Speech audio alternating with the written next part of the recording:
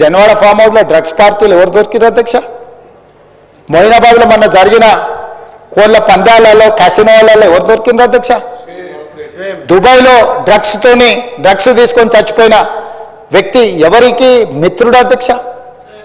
మిత్రుడు చచ్చిపోతే శవాన్ని కూడా ఇక్కడికి లేకుండా వెళ్ళి దుబాయ్లో కూర్చొని పైన వేసి ఆ శవాన్ని అక్కడనే దానం చేపించి వచ్చిన చరిత్ర ఎవరిది అధ్యక్ష?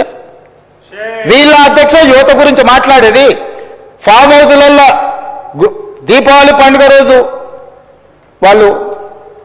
మనం దీపావళి పండుగకి ఏం కాల్స్తాం అధ్యక్ష? చిచ్చుబుట్లు కాల్చుకుంటాం.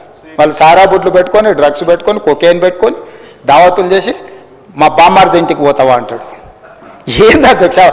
నీకు బామ్మార్ది ఉండొచ్చు, నీ బామ్మార్ది కళ్ళలో ఆనందం చూడడం నీకు ఇష్టం ఉండొచ్చు, కానీ ఇట్లాంటి వ్యవహారాలను ఈ ప్రభుత్వం క్షమించదు. ఫామ్ హౌస్లలో కెసినో వాళ్ళు నడిపినా, ఫామ్ హౌస్లలో కోడి పందాలు చేసినా, ఫామ్ హౌస్లలో డ్రగ్స్ పార్టీలు చేసినా, దుబాయ్లో డ్రగ్స్ పార్టీ చేసినా రావాలి సభలకు. అప్పుడు చెప్తా లేవనుకుంటుండు. మొత్తం రికార్డులు తెప్పించిన దుబాయ్ నుంచి అధ్యక్ష.